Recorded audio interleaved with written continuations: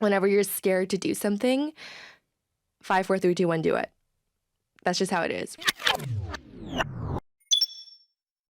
Well, I guess let's just get started. Let's get started. Also, this being in the Spotify podcast studio right now makes me feel so much more legit. This feels super legit. It's funny because I would have never imagined myself to be in the Spotify studio so early in my podcast journey. But it's kind of one of those things where I kind of decided, I was like, okay, Spotify, New York City, that feels like a great place for me to feel legit. For sure. And I'm going to somehow make it happen. So I'm like messaging people I know and trying to email around, and to be here, sitting here right now, and to have you with me. I know. I can't believe I got picked. I'm here. I love it. The setup looks incredible. I know. It's amazing. Yeah, it feels very, very legit. Yes. So we are going to have a blast and just talk about everything. Let's do it. I want to start with your career. Okay. You've been in consumer, it seems like, your entire career, and now you're building your own consumer startup, which is the coolest. I want to hear about that journey. What did you learn, and what really compelled you to give it your own shot at building your own company? Yeah, definitely. I love being consumer. I think for me, it's just a lot easier to work on something that you can see yourself using directly, indirectly, something that you understand the market and how it's built. When I first started, my first job ever was at a consumer fintech startup. At the time, I didn't know what a startup was, but I knew it was a group of like 17 people building this app. And I was like, I will do anything to learn and be a part of it. Definitely chose that company for the team, but it showed me 17 people, $1 million in pre-seed funding. They've now to date, I think, raised over $80 million. We have 150 people there. So getting that front row seat into building a startup so early in my career kind of just showed me that it's possible. Realized quickly that fintech was not for me, not my favorite place to be. I couldn't tell you what my credit score is, but I wanted to stay in the startup space. And so I moved into beauty, joined a beauty startup right out of college. Most of my friends were bankers, MBA, management consulting, tech bros. And I was like, I'm going to join this skincare company and see what it's like. That was really fun because I love the product. I love the team. I was there for 2 years and then ended up working at probably 5 or 6 different consumer brands. And then now I'm working on my own thing. So I think it's just a matter of like starting somewhere, deciding if you like it or not, and then moving in one direction or the next, depending on what you think.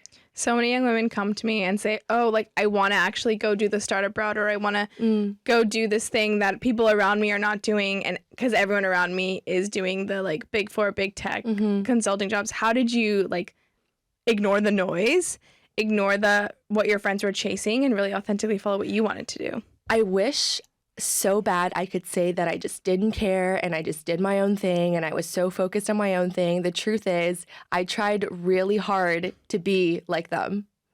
All throughout college, I was like, I'm going to be a management consultant. I recruited, I did the whole network, coffee chats, case studies, case interviews, behavioral interviews. I did all of it. I actually tried to apply to work in management consulting probably 7 different times when I was in undergrad. MBB, the big firms, didn't get in any single time. So as much as I want to say I just disregarded other people's opinions, I did try. But I think the reason I didn't end up getting a job there was because I just wasn't the right fit. And I never changed who I was even during the interview process, right? Like I made it to final round interviews at a lot of these big corporate firms where they would ask you, what do you want to do in 5 years? What do you want to do in 10 years? And crazy enough, I knew what the right answer was. You tell them you want to learn about different industries and then get your MBA and then come back and be a manager. Like they taught you well, like this is what you say, but I couldn't get myself to say that because it just wasn't true. So most of the time I would say something like, oh, I want to write a book one day and I want to have a media company or a publishing company. And then I want to build an app.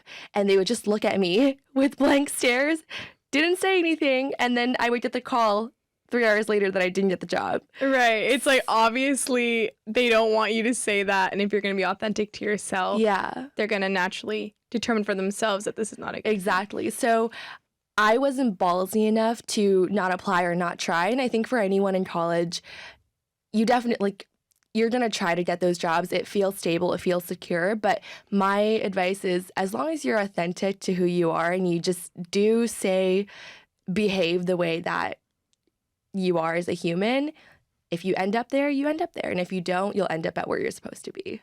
That's actually a great way to figure out what you're meant to do. I think a lot of the times we understand what they're looking to hear in these like interviews, and we'll say what they want to hear. We'll land the job. A few years into our career, we're unhappy, and then we wonder why. Exactly. I think that if you're willing to be someone you're not and sacrifice your identity and still go for the non-risky job because there's something else, maybe you need to, maybe there's financial security need, or you need that social validation in the beginning of your career to build confidence to maybe go do your own thing later. Whatever it is that is for you, that has to come with this understanding that you're going to have to sacrifice parts of yourself. Definitely.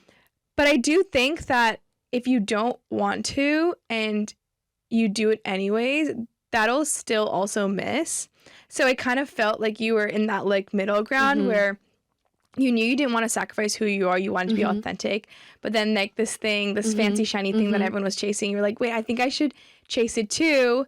Because you're just young in that moment. You don't have that much maturity and clarity of like, actually, how do you go about and find a career that's good for you? So I'm really happy that happened to you because you seem really happy right now. And it seems like you're now in an authentic place actually running after your dreams. Definitely. I just think at 19 or 20 years old or even 21, you can say, be confident, be bold. I can give that advice all day, but I remember what I felt at that age and I couldn't be that bold. So I think just pick and choose and you'll figure it out eventually. I'm sure of it. Yes. Okay. So now you're at the beauty startup. So tell us what happens after that. So I joined this beauty startup. This time I was even earlier. I was the first employee. It was 2 co-founders, myself, and then a couple months after I joined, we hired another girl in marketing. So it was the 4 of us for about a year. And this was my first experience working at a young, bootstrapped, no funding. We were selling consumer goods too, so it wasn't like software where you could scale it super quickly. Very much on the ground. I was running all things growth. So anything that had to do with our online revenue, whether it was paid media, working with influencers, seeding product, doing partnerships. And I had to figure all of that out because neither of my co-founders knew that role. So it was me in this role at a very small team figuring it out. We did eventually figure it out together. We ended up scaling to about our first million very quickly within the first year, and then was pretty much 3xing our revenue every quarter since then. Our team became 12. We rolled out in Whole Foods across Canada, the US, and it was a great 2 years while I was there. There were a lot of pros and a lot of cons, but eventually, April of 2022, I just decided that it wasn't the right fit for me anymore, and I wanted to do/learn something else. I wasn't exactly sure at the time what it would be. I thought about joining another consumer brand. I thought about, at that time, starting my own startup, but I felt like I had more to learn. And so what I did was I ended up consulting for other consumer brands, doing $10 to $15 million in revenue and then helping them scale to 50 to 100. So I did that for a year until this past June when I started working on Breezy, which is my own startup. But that's kind of like the experience from then till now. But I will say the 2 years that I spent at this beauty startup was definitely the most transformative in both a good and a bad way. Can you share some of the good and bad with us, especially as, we're looking to potentially join really early startups, like what we should look out for? When you're joining a really early startup, the only thing you should look out for is the team. It doesn't matter what the product is, doesn't matter what the industry is, doesn't matter what the traction is. I knew I didn't want to stay in beauty forever, but I wanted to learn from my co-founders. I thought they were the smartest people that I'd known, and I knew I had a lot to learn from them. The best thing I take away from that experience is just getting rid of every ounce of imposter syndrome I had. I think during that 2 years, I experienced every form of imposter syndrome. And then now it's just all out of my system. I feel like I can't be fazed anymore because that truly felt like someone throwing me in the deep end and me having to figure out how to swim.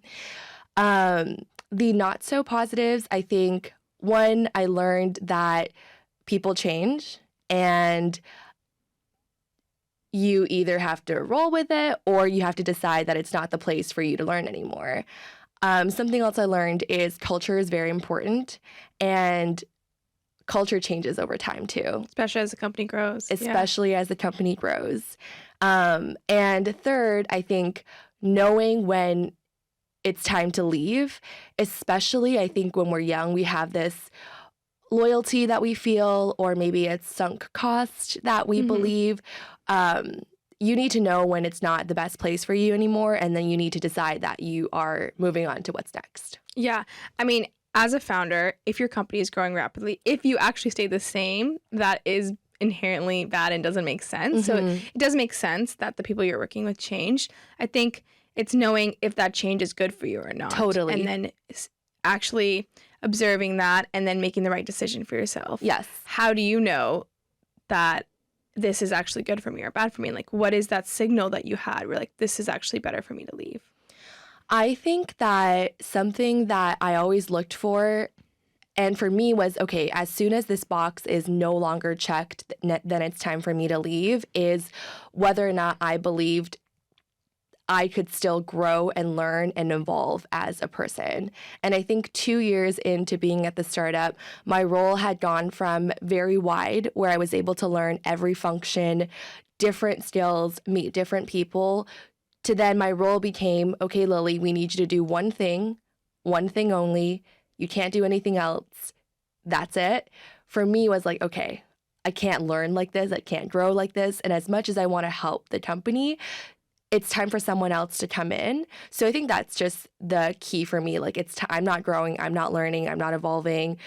I've closed my eyes and visualized myself here for another year. And I was like, I don't want to be that person or go down that path. Yeah. Yeah. We get stuck so much time on salary, and especially this concept of golden handcuffs of they'll pay you more, they'll give you more equity in the company, right? And then you're like, okay, let me stay a little longer. I think listening to those signals is how you make wrong decisions.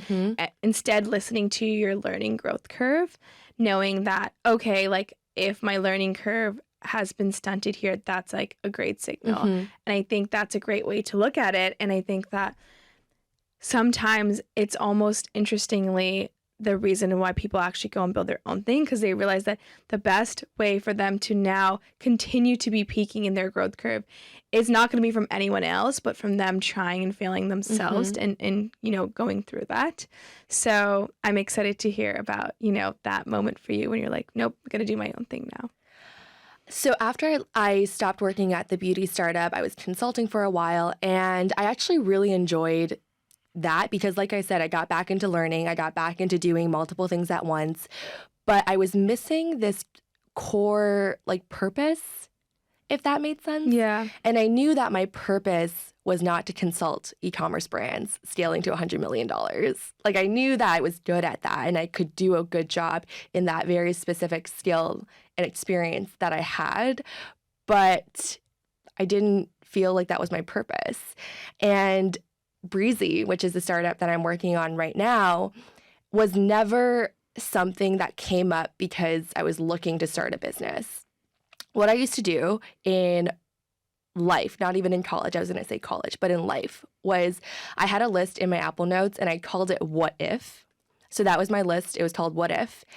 Every single time I had a business idea or I was experiencing something in which I wanted a solution and there was no solution, I would just jot it down in my what if list. It was so random. I remember one of the things on that list was, I wish there was a way to eliminate all the cigarette butts that were in the sidewalk. It was things like that. I would be walking the street and think like, I wish it was just all not here. Anyways, had this list, what if, every idea that I had. Then I think in 2018, I had written on that list, Pinterest for lists. That was how I described it very early days. I remember I was sitting in the bus, I was going to school, and I was looking for a grocery list or something like that. And I couldn't find one. Like, I just couldn't find a nice, simple grocery list. And I was like, I wish I could go on Pinterest, but instead of looking at photos and all these aesthetic fashion influencers, I could just look at different lists. So I wrote that down and then continued on with life. that was how Breezy started. And so fast forward, it's now, I think, April of 2022. No, sorry, 2023 this year. And this Pinterest for list idea just always kept coming back to me. And I always felt like there's something there. Like, I want to take a stab at it. I want to try. And so back to your question, the thought of building Breezy was something that I've just seen over time that I'd wished again and again for a solution to, never found one, and then just decided it was time to try building my own solution. Yeah. Wow. It now what you said in the very beginning podcast, which is like building something for yourself. 100%. And you are the user and you are the strongest user is actually how you build really great products. Mm-hmm. And there's no such thing as being the only person in the world who feels something. Like, there's always other people out there who are feeling the same way you're feeling. So for you to recognize that, jump on that, and then go and actually trust yourself to go build this thing, it's very inspiring. A side note, though, so April of 2023, which is when I started working on Breezy full time, I actually started tinkering with it 4 or 5 months prior. So at the beginning of 2023. And the only reason I started tinkering on Breezy was because I was talking to a guy at the time. I was seeing this guy. I was dating him all of last year. And we were, in my mind, getting pretty serious. And so I asked him one day, I was like, hey, like, I want to be in a relationship with you. I feel like we've been seeing each other for a while. Like, I really like you. I feel like you really like me too. And he's like, I'm not ready for a relationship. I can't see this going beyond what we have right now. The classic boy logic. This is after like months of us talking and hanging out and like getting to know each other. And I just remember being so pissed off and was like, I'm going to block him. I'm never talking to him again. But I was obviously sad. And you go from talking to someone every day to not talking to them at all. And I had all this time on my mind. That's why I started working on Breezy. Literally out of spite for this man who decided he didn't want to be in a relationship with me. And now I had all this time on my hands and I wanted to like, I was so angry and I wanted to like prove him wrong. And I wanted to do all these things and make him be like, I should have been in a relationship with her or whatever. That doesn't matter anymore. But that was the catalyst, honestly, to why I started tinkering with Breezy after all these years of thinking about it. I'm honestly so a big believer of manufacturing the energy you need to push you in a direction you need to go to and like force you into action. Yep. Hey, if it takes a boy hurting you and breaking your heart, dude, that's better for you. Yes. Like, you took something and you channeled it into that was negative in your life and you channeled it into something positive. It showcases that you can literally take anything and put it back into your favor and put yourself back on the hot seat. And sorry about that boy, but also that boy, like, he was never going to get his shit together, and you obviously deserve way more than that. I don't need to sit here and tell you that. We should thank him. We'll do a little thank you. Oh, he's looking at you right now. Like, he's regretful for sure. And we are never going to know because we're not. Because he's blocked, right? I did unblock him. Well, that's good. It's better because then he can know what you're up to and that you're living your best life and that he made a huge mistake. Exactly. Well, so once you were like, okay, I need to get back on this point. I need to go build this thing. What was the very first thing you did to build Breezy? Very first thing. So let me quickly just do a quick explainer on what Breezy is. Yes. Our goal with Breezy is to connect you with the people, things, and experiences that you care about. And we're doing it through a medium that's never been done before, which are social lists. Our whole philosophy is that every single person in the world makes lists, right? Every single day, from these small mundane things like a grocery list or a packing list for a trip to the things that represent your interests, your favorite coffee shops, your favorite movies, your favorite books, your current, songs that you're listening to even your experiences. We use lists to document our experiences. If we're going through a breakup, we write down the things that we learned from this breakup. If we're getting serious with someone in a relationship, we write down questions we want to ask them. And so it's this realization that everybody makes lists, but we all do it privately offline. most of us do it in our Apple Notes. Some people do it in Notion. Some people do it on pen and paper in their journal. But what if we could bring all of that online and we could connect it together? So the next time you're making a packing list to Hawaii, you can see one of your friends' packing lists or somebody else's, and it could save you time. Or the next time you're going through a breakup and you want to watch movies to feel better, we can show you best rom-com movies to watch during a breakup.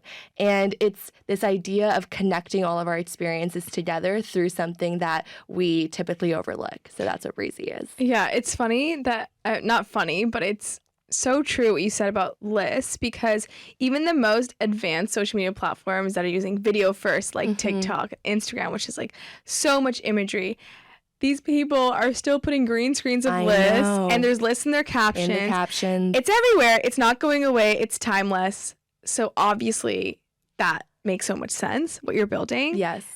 I'm so excited to use this product. Like, I'm dying for this to come out. I can't wait. So the first thing I did was I wanted to learn everything I could about the industry, because I knew what the product would look like from a user perspective. I knew how to market it. I knew how to grow this product, but I had never done any research into the consumer internet space. I haven't read how big companies like Facebook or Instagram rose to fame.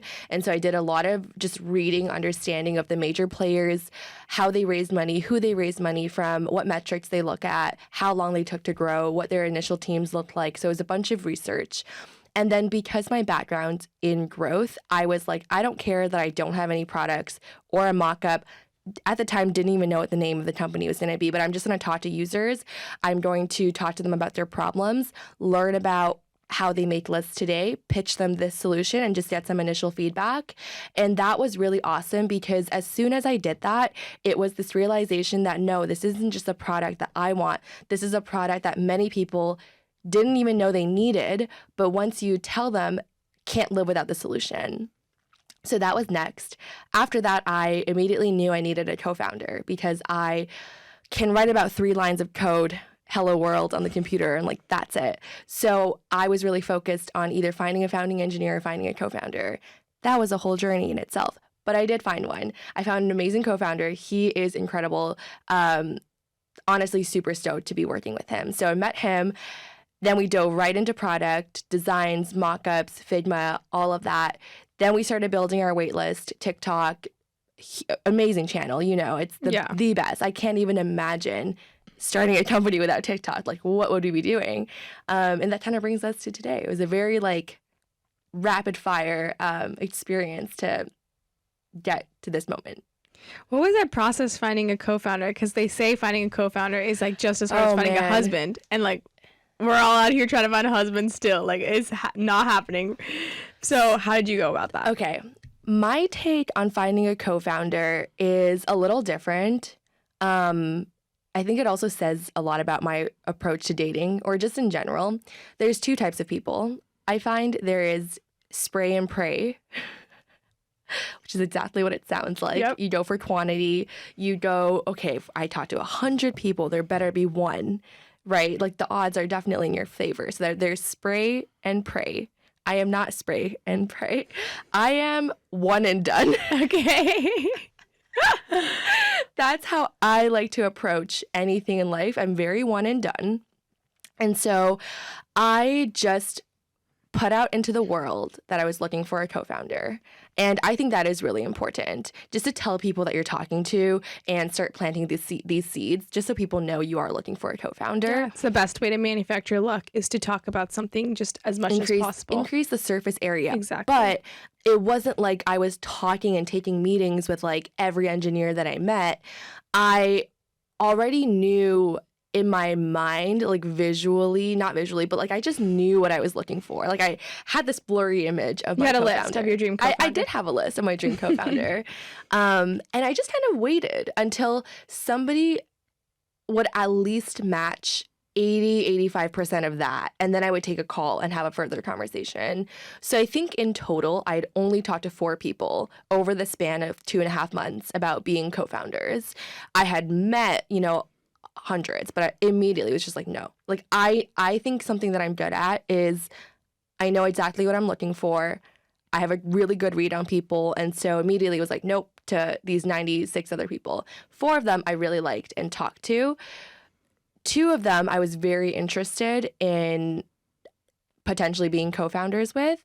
But when I met Ben, I just knew he was the one. Like, this sounds so crazy, but I remember I was sitting at the public library with my best friend back in April, and right before him, I had talked to a friend of mine from elementary school who was at TikTok about potentially working together. And that call rubbed me in the wrong way. It was just like, I was really frustrated because I had really high hopes. I was like, we know each other. We went to school together. He's at TikTok. This is great. Right. And they say like your co-founders are people you know for a very long time. Yeah, but that call, we weren't vibing. Nothing wrong with him. I think we were just on different pages for what we wanted to build.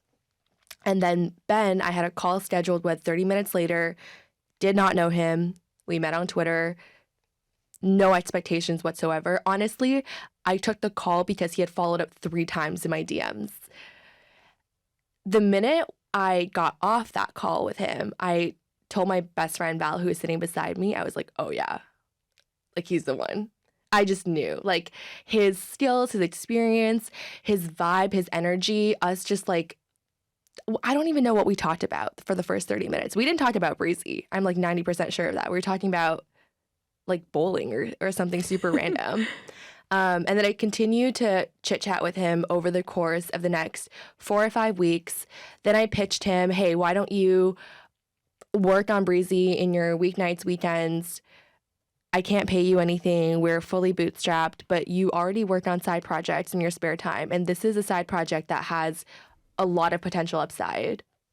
And he's like, I'm down. So we started working together on and off this past July. Obviously, we're still friends and still talking about life in between working together. Then in August, I told him, hey, we've never met in person. Why don't you come to New York for a weekend? Like, I'll pay for your hotel, maybe your flight, depending on how much it is. But why don't you come so we hang out in person? He's like, okay, I'm down. So he came to New York over August long weekend. We hung out in person, and it was like perfect. We just were such on the same wavelength in life, if that makes sense. And then finally, it was, I think, very recent, like a couple weeks ago, I FaceTimed him and I was like, Ben, honestly, I've already started telling people you're my co-founder. So if you're not, I'm screwed. And I will go back and apologize for doing that. But I really feel like you are. So can you just be my co-founder? And he was like, honestly, yes. Like, I thought of myself as your co-founder. Like, we talked about everything together. I want to build this. Like, so yeah, it was a very natural progression of events. So either spray or pray or one and done. You can take your pick. I'm more of a one and done type of person. Yeah, no, that was really great advice. And you have to start like living what you want to happen. So you telling people that he's your co-founder is you just basically manifesting a better reality. I will say I'm very big on speaking things into existence. That's a real very thing. big. I know some people don't like to say things until they're completed, which I get too. Like, it is annoying at times to say things too early, but I think there is a lot of power in speaking things into existence. Just saying like, yeah, I'm going to move to New York. I'm going to find a co-founder and start this. This is going to be a great product. I think that's really beneficial. Yes, 100%. I think one of the biggest things about, building a startup, because they say 99% of startups fail, like that's thrown around all the time. Yep. And I think the number one ingredient is actually just having conviction in yourself and believing. And you definitely have conviction in Breezy. So I know for sure you're going to be a mega success.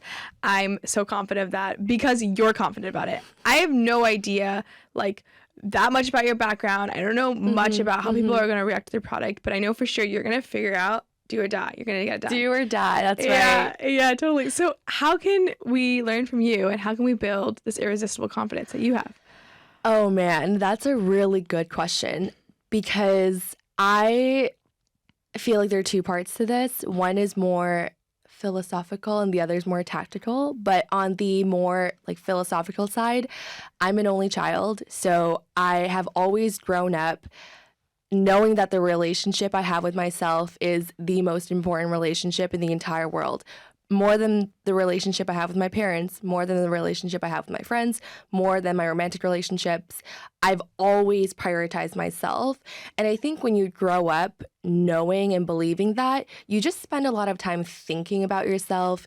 I know my favorite things. I know what I like. I know what I don't like. I know what I'm good at. I know what I'm not good at. And I think confidence is built when you are aware of your abilities, right? So I think just the fact that I'm an only child made it an easier progression for me. But I think for anybody, just realizing that the relationship you have with yourself and then actively taking time to build that is great. But tactically, I heard this, man, I don't remember where I heard it from, so I can't give credit. But somebody really smart said confidence is knowing that you can keep the promises you make to yourself. And it's very similar to discipline. And I think for a lot of people, if you know you're a disciplined person, you typically have a lot of confidence.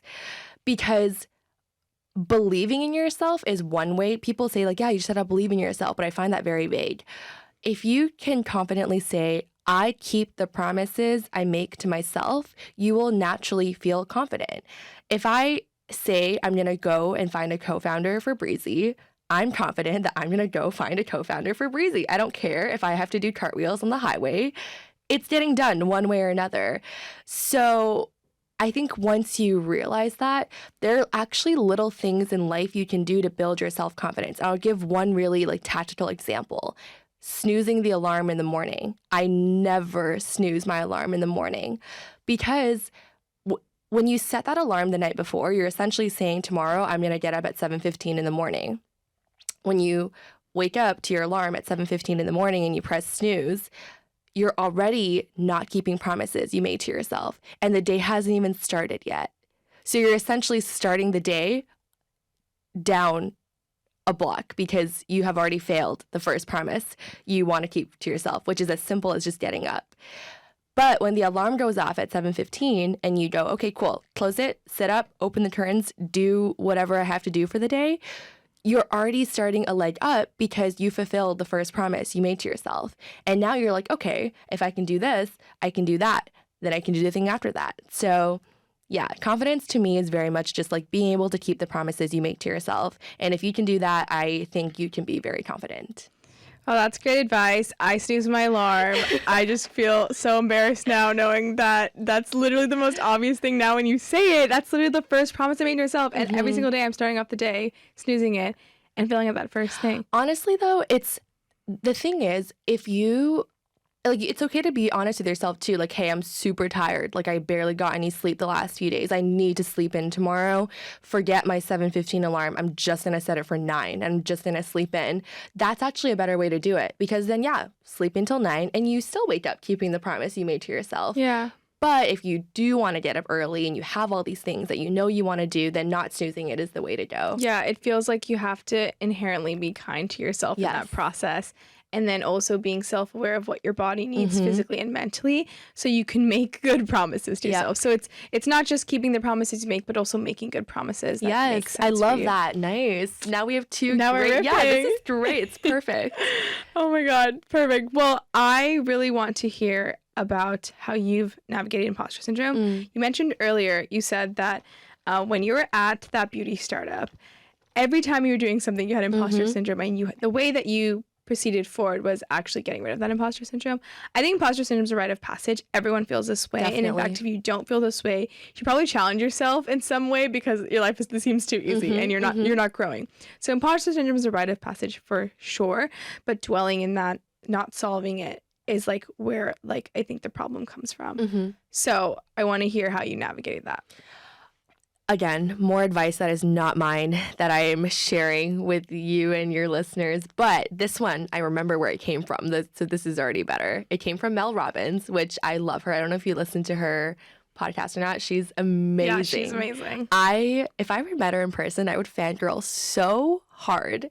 One of the advices that her daughter shared on one of her episodes in relation to imposter syndrome is you don't have imposter syndrome, you're just a beginner. And so I love the framing. The next time you feel like you have imposter syndrome, just take a second and ask yourself, okay, is this actually imposter syndrome or am I just a beginner? Is this just my first or second time doing this? Have I never done this before? If that's the case, of course you're going to feel imposter syndrome. I can't name a single person that just goes into every single task in life with the utmost confidence, right? So I think that's one way of framing it that just helps you feel a little bit more like, okay, this is normal. This is how it is. My tip to beating imposter syndrome is just to do it and not be a beginner, right? Like you're feeling it because you're a beginner. How do you solve that? By not being a beginner. How do you not be a beginner? You do it over and over and over again. Practice. And then you're not a beginner anymore and you won't feel imposter syndrome, which is another piece of advice that Mel Robbins gives, which is the 5-second rule. Whenever you're scared to do something, 5, 4, 3, 2, 1, do it. That's just how it is. Right now we're fundraising. We're about to start fundraising. And I have never fundraised for a startup before. I've only seen it and been on the sidelines for it. So I very much did feel imposter syndrome a little bit. I don't anymore. Actually, I'm very excited to raise money for Breezy. But in the early days, even like sending an email to an investor, I was like, oh my God, what am I saying? How many exclamation marks are in here? Like, is it sound right? Do I sound cool? Like 5, 4, 3, 2, 1, just send the email. Just talk to them. You just need to get the reps in. Go to the meeting, ask for the intro, ask for another intro, ask for the third intro. Like the 100th intro. Literally, I have no shame at this point. I follow up 3 times. I'm like, hey, can I get that intro now? You just got to do it. And then your imposter syndrome will go away. 5, 4, 3, 2, 1, do it. Love. Obsessed. Yep. Literally every founder who is successful, every company that's blown into a $1 billion company got legit a million no's.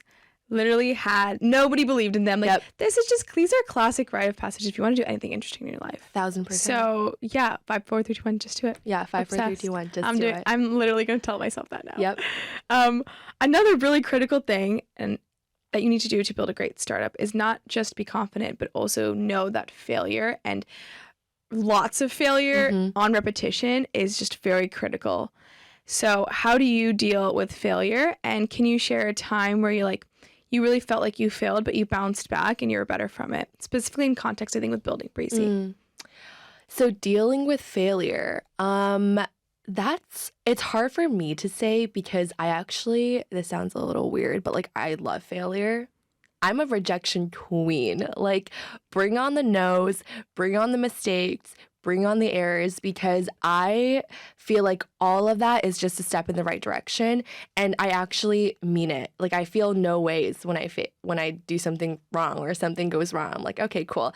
Learn that. Not going to do that anymore. Wow. I'm literally sitting in front of a goddess right now. Yeah. I have no shame. I actually think that's like the ultimate life hack. Feel nothing personally. Oh, feel nothing personally. If you've watched my TikToks, you know I have no shame. Like I'm very much like, this is what it is. Boys, investors, I know. It's all in the same thing. It's so chaotic. It's like the definition of ADHD.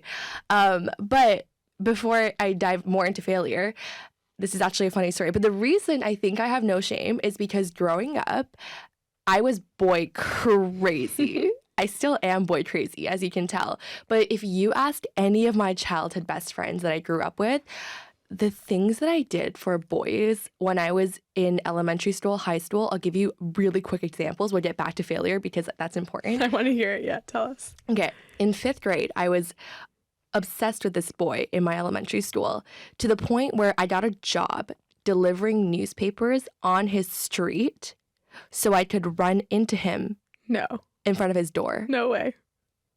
I literally got a job I'm so dead. As a paper girl because I wanted to see him. He wanted absolutely nothing to do with me. He told the whole school I was crazy, this psycho little 13-year-old girl. I had no shame. I was like, I don't care. Everybody knew I loved him. How many times did you see him?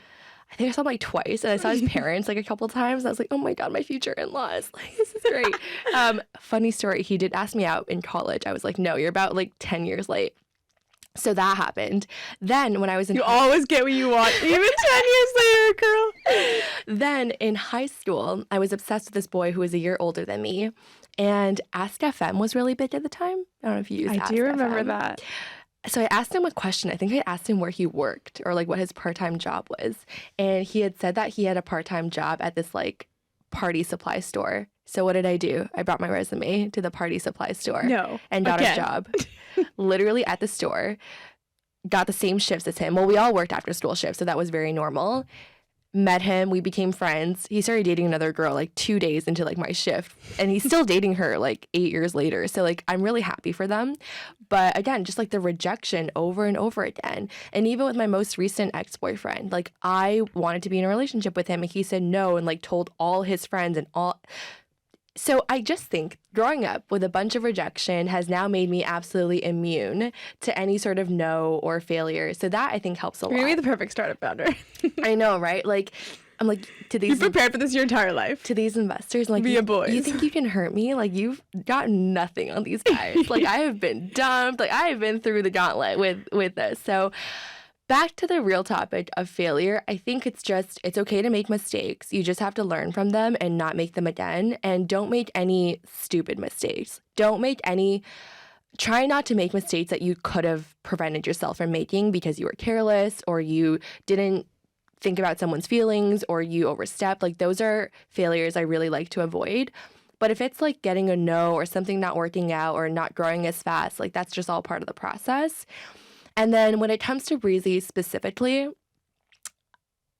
I think that the hardest thing is just telling the story too early when you're not ready, if that makes sense. So like I said, now I feel super ready. Like I am pitch ready. I am fundraise ready. I know the product inside and out. I have traction. I have all these things.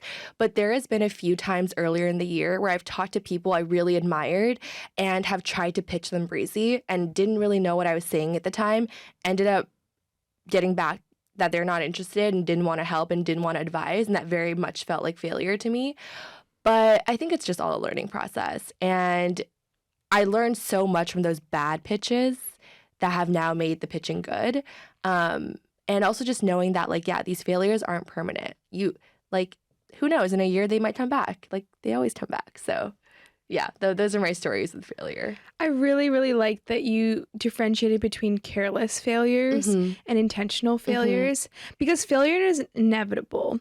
But you can avoid careless failures, and more specifically, since you are aware that failure is inevitable to reaching your path of success, how can you actually manufacture or create a situation where you're kind of running the iterations on failure on things with lower stakes?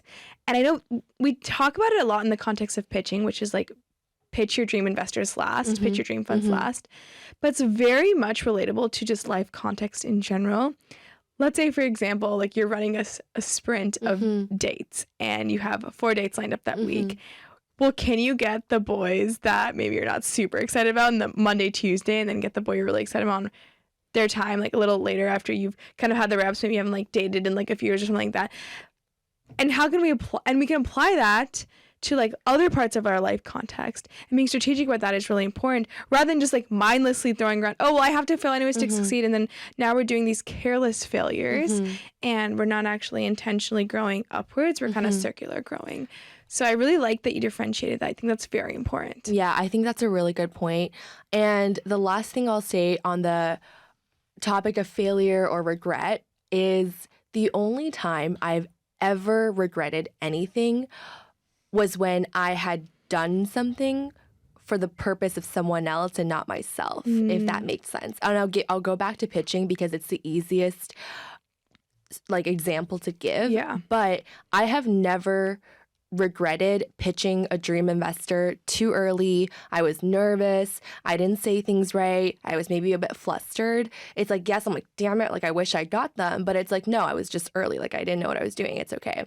There was one time I was pitching someone the day right before I had talked to someone else. This is another tip. Don't take advice from every single person you talk to. Be very aware of that. They had given me a piece of advice that I didn't really agree with. They were like, don't tell your founding story. Talked about Breezy only through the lens of monetizing and like how much money you can make. Don't focus on like the small group of users you talk to. Talk about the big market, whatever. I was so early at the time and this person was successful. So I was like, okay, maybe he's right. Like maybe there's some logic in it. Deep down, I knew there wasn't. Like even at the time, I was like, I knew this wasn't good advice. But I was like, okay, maybe he's right. And so the next day when I was pitching, I did exactly what he said, and I still got a no. And afterwards, I had reached out to the investors, like, oh, do you have any feedback for me? And they were like, yeah, we just I just don't know why you're building this. Like, yeah, it like seems like a good opportunity, but it didn't really click for me what the purpose was. And I was so mad because if anything, there is so much purpose behind Breezy and our founding story. And that's the story you know the best. That's the story I know the best because I lived it. And that's the one I actually believe in the most. So yeah, that was like the only time I feel like I've ever regretted a sort of failure because I was like, I'm just like kicking myself. I hated that I did that. And it was a good reminder to like never do that again. Yeah, it's basically what you said earlier, right? It's like, don't listen to everyone's advice. Obviously, listening to advice is important, especially people who've done what we're trying to do before us. But it's never listening to advice that's not authentic to us or like feels against our intuition. And listening to our intuition is really important. I think that is something that actually comes from practice as well. Reps of like learning how to understand what you're authentically feeling. It's not a given. It's not that we all have our little antenna like perfectly tuned to what we feel authentically and where we need to go. I think we actually have to put in the work to kind of train ourselves to listen to that inner voice and then actually listen to it when we hear it. Yeah. Right. Yeah, totally. I know that, so you said you're a single child, no siblings. I'm curious what it was like telling your parents you're going to just go full send on building a company. I have immigrant parents. I don't know about you. I do too. It's always a challenging conversation. So I want to hear if that was challenging for you and what they said. I feel really grateful and blessed to have parents like mine. Dorothy and Alan, love you guys. They're not your typical immigrant parents. I think they're actually quite understanding.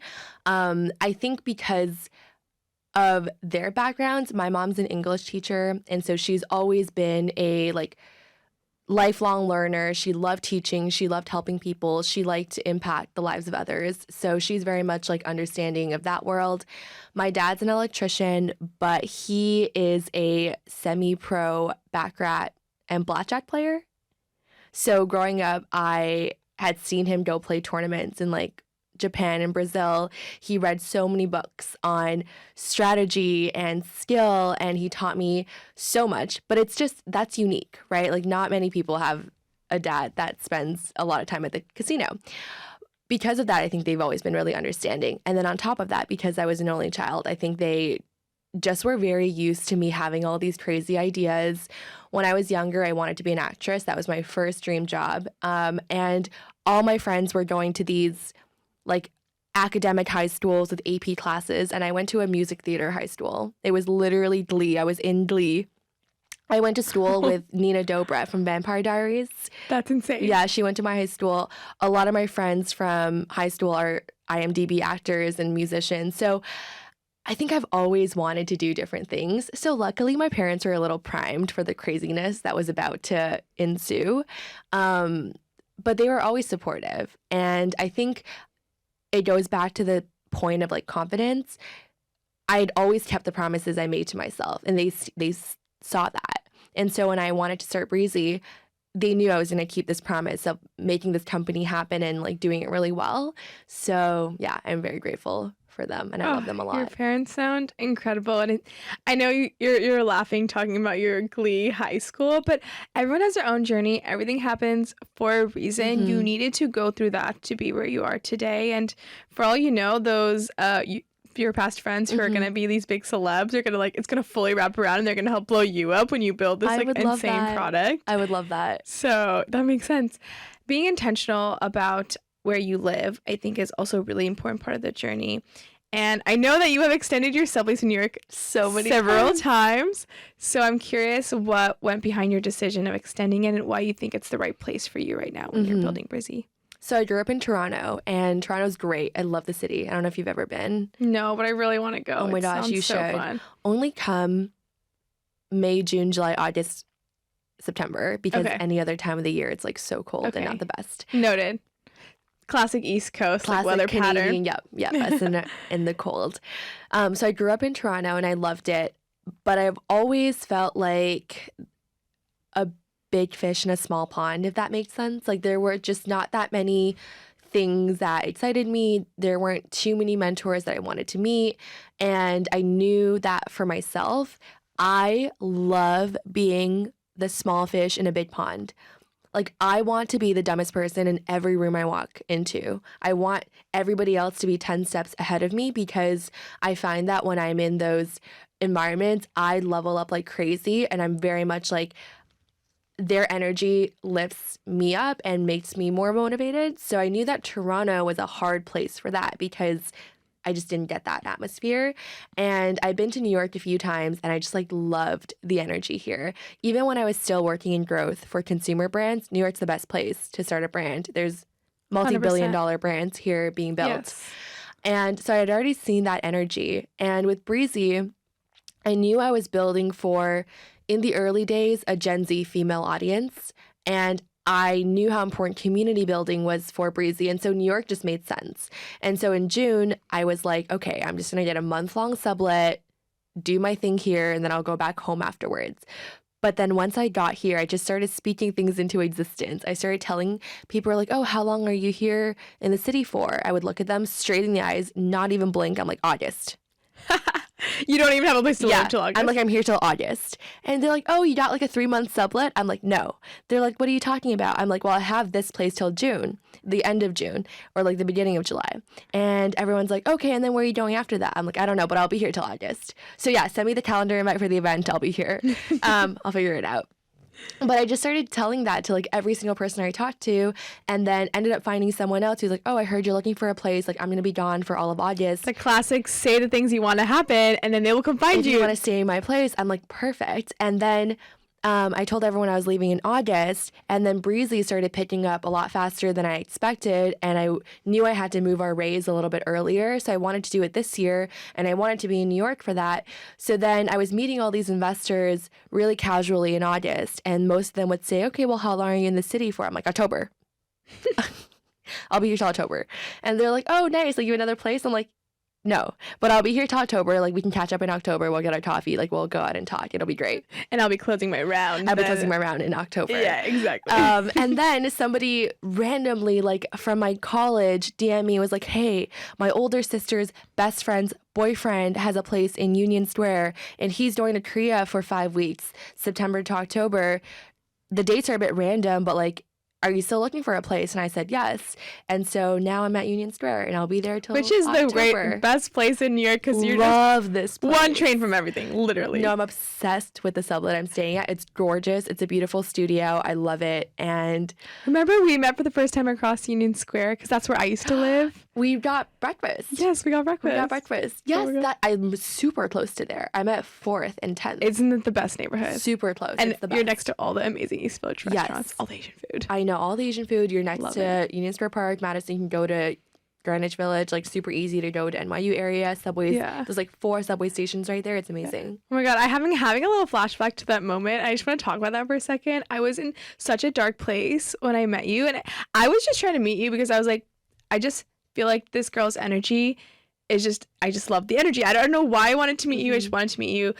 I was coincidentally in like kind of a dark place where I was very, very much leaving New York, and I was sad about leaving New York, and I was still kind of blurred lines of like figuring out what I was building, and I felt so lifted by you at the end of it, and I was like, I need to be this girl's friend. Like, she's so energizing, so lifting, and I don't even remember what you said to me. You just made me feel like everything was going to be fine. I was going to figure it out. And here we are. Here I am now. And I feel so much better, and so much amazing things has happened since. And it actually took leaving New York to kind of reflect and take a moment for myself away from the chaos of the city. Mm-hmm.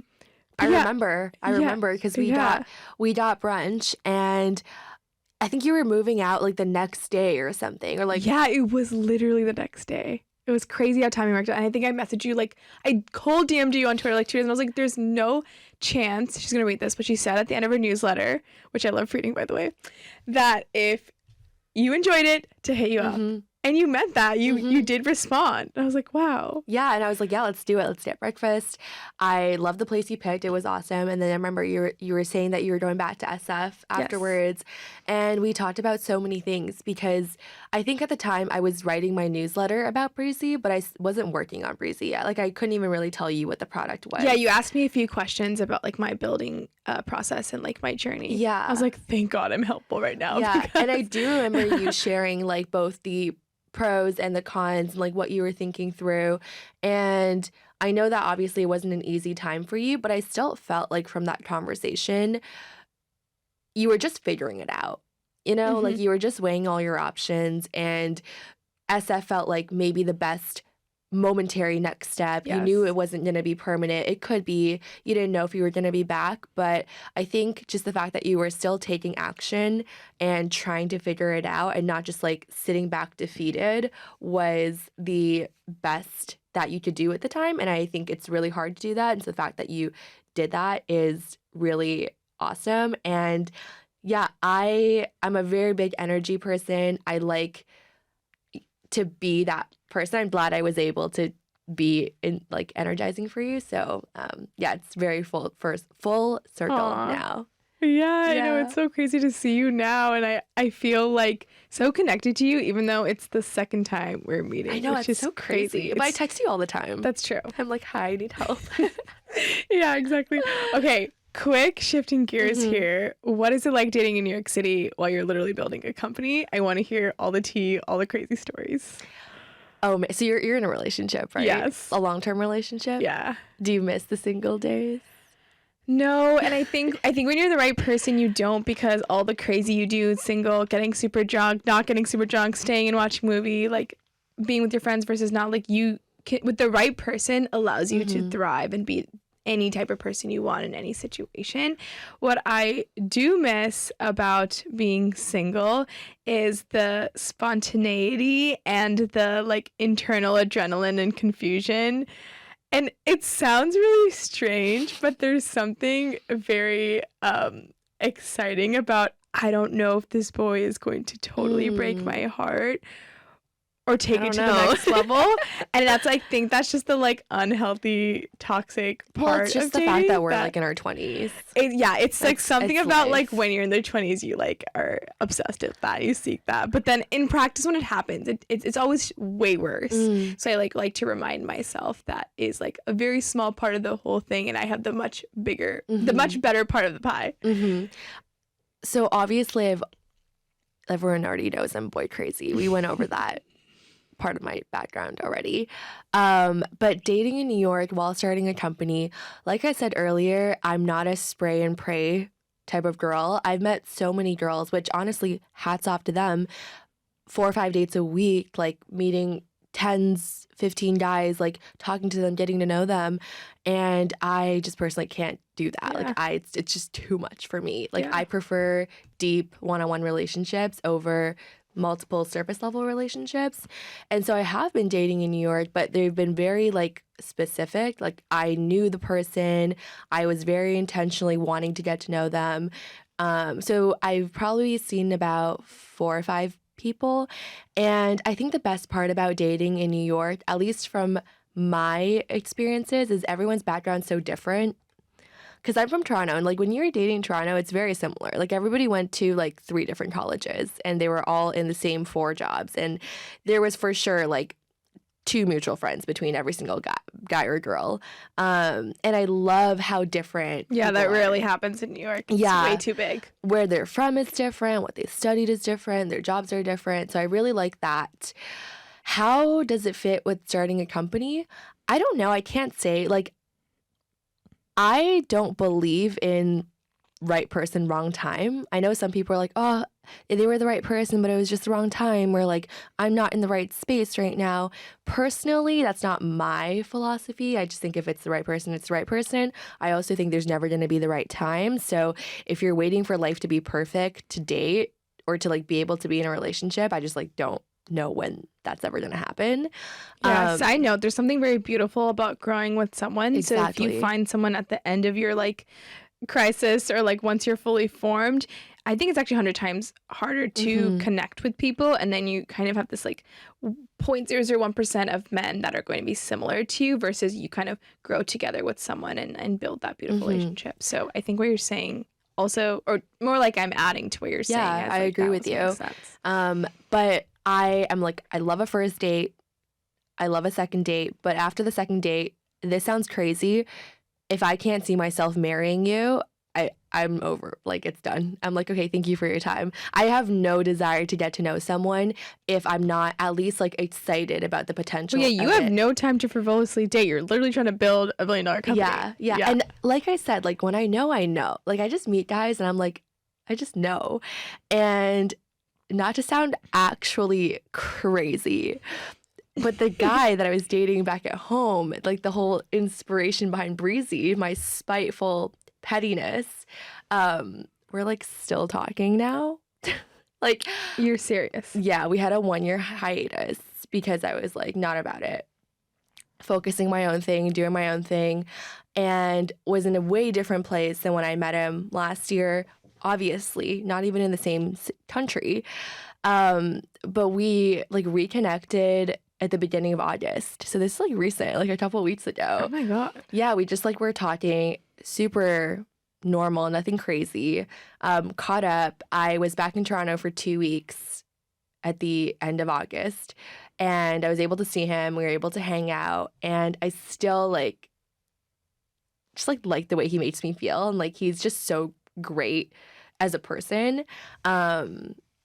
And I think he's in a different place now, maybe. But yeah, so we are like chit-chatting. Oh my goodness. Well, like anything in the world, if it's meant to be, it's meant to be. And if it's not, the universe will throw some curveball your way. But I like that you're kind of allowing it to happen or not happen rather than, you know, bringing in your pettiness of like, no, like he sucks, so he always sucks, right? Because I think people change and it's about being open-minded to that change. And I think you're also just, it seems like you're just a lot more sure of yourself and you're a lot more confident. Totally. And when you are bringing that energy to the table, it's palpable and people are very drawn to that. And you kind of want to be with someone when you're in that place. You kind of don't want to be with someone when you're in a worse place because you're kind of then codependent, rely on them to like bring you up. I think what's just really important in all relationships, like romantic relationships, friendships, work, anything, is don't try to hold them down. Don't force them to be with you. Don't limit their interactions with other people. I remember last year when things obviously weren't progressing for us, I was like, okay, cool. Like, you do you. I'm going to do me. Go meet whoever you want. That's so fine. Like, you can do anything you want. Go live your life. I'm going to live my life. And it's funny now because I think he obviously went to live his life and then now he's back here. So like, It's like, didn't live a better life than he was with you. That's what I'm saying. And it's very much like I don't like to control anyone's behavior. I'm not the jealous type of person. You can do honestly like whatever you want. I am so sure of my self-worth. I know what I'm doing. My life is good with or without you. And that's always been my attitude. And I think that's why I can honestly pat myself on the back and say I've never been in a toxic relationship. I've never been with a guy who's disrespected me. I have so much love for all my ex-boyfriends, and I think that's how you should approach dating. 100%. I mean, I'm in a very loving, committed relationship, and I can still Can't wait to be there. You will. So Speaking soon. it into existence. And I can surely say still I'm good with or without him. And I think everyone, even in the most perfect person where you're with your soulmate, should confidently be able to say that. Because you cannot love someone without loving yourself. And if you lean on this person to make your life better, I think there is going to eventually be an ending for that relationship. You want to be with someone where your lives 10x when you're together, but when you're not together, you are still in control of making your life like a great place because you're sure of yourself. Yeah. And I think a lot of young women forget that. They think they're with the right person because they make them a better person, but it's like, no, you make yourself a better person and together you make life better. But ultimately, without them, if you're strong, independent, if you're confident, you'll still be strong, independent, confident, right? So I'm really glad that you're thinking that way because it's true when you're single, it's true when you're dating, it's true when you're married. Yeah. It's just all of it. Do you think that and I kind of think I already know your answer because you said like there's no such thing as wrong timing, but do you think there's like a preferable state to be when you're doing this, when you're like kind of in the grind and the hustle of building a company to be single versus to be in a relationship? Like, is there a better place? I don't think so. Yeah. I think it's just whatever you feel like makes you happy, right? I think if you're single and you're loving your life and you have so much time to dedicate to building your company, that's awesome. If you're in a relationship with an amazing partner who's supportive and caring and can be that emotional support and partner, that's awesome too. If you're in a bad relationship, then probably not the greatest. Or if you're like super unhappy with yourself and like single and just like searching for any sort like form of love, I also don't think that's great. Yeah. But I will say though, even if I was in a relationship, Breezy would come before my boyfriend, and I would prioritize That's not weird to say at all. Yeah, company. Yeah, that's what I would do still. So 100%. I think me and my boyfriend right now, we still would pick our, because we both have companies, we would pick our company over each other. And it's like so fair and I think fine because one, that's value alignment. So I know I'm with the right person because we see the world the same way. And I think it's really important to get that value alignment before you actually are serious with someone. For someone else, I would say, no, you should pick me over their company. And I probably could never be with that person. But there is for sure other people out there for them that have that similar value alignment. So I don't think there's like the right answer. Like everyone prioritizes and values different things in their life. And also at different stages in my life, maybe in a 10 years from now, I'm like, no, family before company. And that's also fine to change my mind. Again, it's always about as long as your partner is aligned with what value you guys have decided in that moment and like talking about it. And if I ever change my mind on this topic, and maybe I do because I think nothing is constant, I would definitely go to my partner and I would ask him if we're aligned on like changing our minds here. I agree. So yeah, I don't think there's a right or better relationship status. But I do like that I'm single right now, I will say. I feel very much like in control of my life. I recently have been feeling like a painter with a blank canvas where I can literally paint anything I want on there because I'm not in a relationship, so I can put myself first. This is my company. Breezy's my company. I can build it the way I want to build it. I'm really grateful to have parents that support all of my decisions, and I've never had to change my mind or change something for them. I have amazing friends. I don't feel like I need any new friends. I'm like, holy effing shit. I am about to paint the freaking Mona Lisa or whatever next painting is going to be on this canvas. No one's holding my hand. No one's telling me what color to do it. This is it. I'm going to paint it and then I'm going to step right in and live that life because it's mine and I've decided how it's going to look. And I think being able to feel like you are painting your life and then giving yourself the freedom to step into it is such a liberating feeling. And I want everyone to be able to experience that. Oh my God, that sounds so beautiful. I think that is something that I feel like I can connect with you on, resonate with you. When you kind of saying those things, I like feel energized by that. And I'm like, yes, like I'm totally painting my canvas too. And it looks like this and I'm so excited about it. But it took me like a very, very long journey to get here. For our listeners, who a lot of them are feeling very stuck in their careers right now, do you have any advice for them? Like how do they paint their own canvas? How do they, start that journey? I did this thing called Odyssey planning. Have you heard of it before? No. It's honestly just like drawing out your life. There's a whole process. You can Google it and you can find out how to do it. It's called Odyssey planning. It's like you make these like 3 different lives for yourself and you write these like 3 tables of the next 5 years, and it gets very detailed. At first, I thought it was stupid. At first, I was like, okay, like here we go again, another life design little thing for us to do. But I actually did it. Like I went to a coffee shop, turned off all social media. I spent like 5 hours doing this thing where I really envisioned 3 wildly different careers for my life. One was, okay, I'm going to start Breezy. I'm going to be a tech founder. I'm going to build this social company that's going to change the world. That's going to be the next big Instagram. map that out for 5 years, what that would look like, where I would live, what I have to do, what milestones to hit, map that entire journey out. Then I did the second one, which is like, okay, if you can't do the first one, what would you do?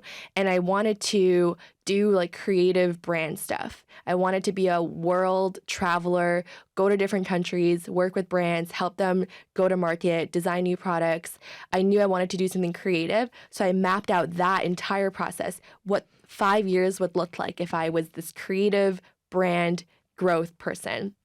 Then I did the third one, which is, I think like if money isn't an issue and you could do whatever you want, like what would you want to do? And I didn't even know I wanted to do this before starting Odyssey planning.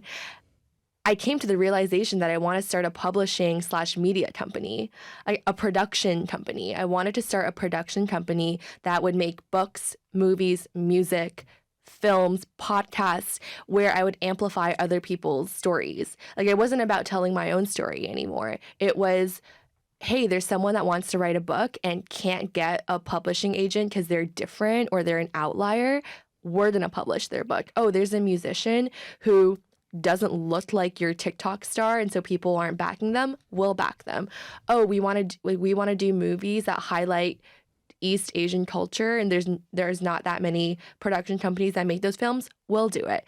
And it was such a great exercise because now I'm like, yes, I love Breezy so much, but I also have these two other things that I'm very excited about to like maybe one day do or tackle.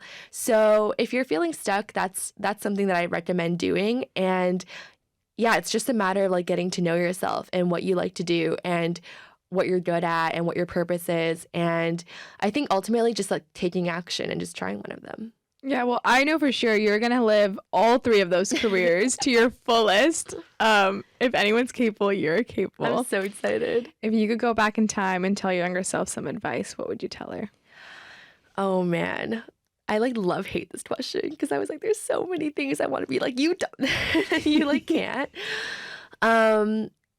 I would just give my younger self the advice that you can't make mistakes. You can't live the wrong life. There is no wrong path. There actually just isn't. It's just not a thing. I think so often I have felt like I was standing in front of these two doors, like multiple times in my career. I felt like I was standing in front of two doors and like just feeling like such a weight on my shoulder to like pick the right door and feeling like if I pick the wrong door, then like my entire life would just like dissipate or something, which is so crazy because I look back and I feel like on paper, I probably picked the wrong door like thousands of times. But today, like where I am, I would not want to change a single thing. Mm-hmm. Like, absolutely not. I would go through that wrong door over and over and over again because I just really like where I am. And so I would just give my younger self the advice that there is no wrong door. Just pick one, go through it. Your life is going to be amazing no matter what. Every failure is just going to be a story to tell down the road, a memory to look back on, something funny for you to share at the dinner table when you're successful down the road. Every right step is just going to be a faster way to get to where you want to be. And when you realize that, I feel like you just live life so much lighter and so much more carefree, and things just always work out for you. Yes. Oh Yeah. my God. And to add to that, if you do walk through the wrong door, which I totally agree, there's no such thing as a wrong door. Nothing in life is permanent. You can walk through the other For door if you sure. want right after. Right after. It's not going anywhere. Right after. So you can do both doors if you want. No such thing as wrong or right. So oh my God, thank you for saying that. Yeah, I really believe it. And I feel like both of us have experienced Yes. that. Yes. Yeah. And I think for sure. It's one of those things where I would tell my younger self that, but again, like we said in the beginning, I know it's easy in retrospect to say all these things. I remember in the moment feeling like this is the biggest decision of my entire life.